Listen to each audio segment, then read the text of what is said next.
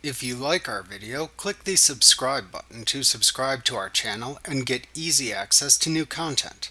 To see our full suite of ad-free video courses and training materials, visit us at teachucomp.com. As mentioned in an earlier lesson, you can add custom fields to sales forms to record custom data you choose.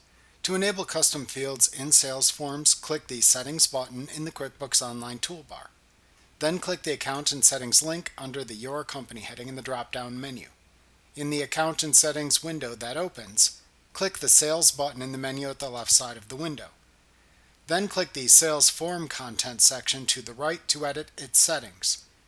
To add custom fields to sales forms, use the Custom Fields checkboxes and label fields in this section. To add a new custom field, type its label into the next available field under the Name column.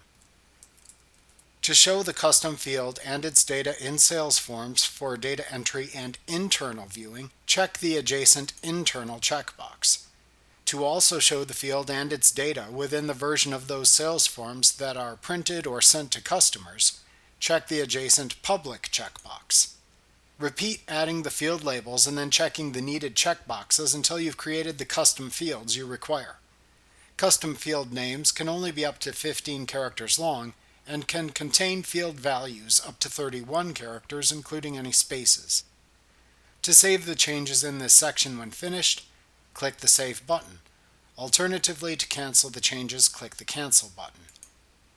To then close the Account and Settings window, either click the Done button in the lower right corner or click the X button in the upper right corner.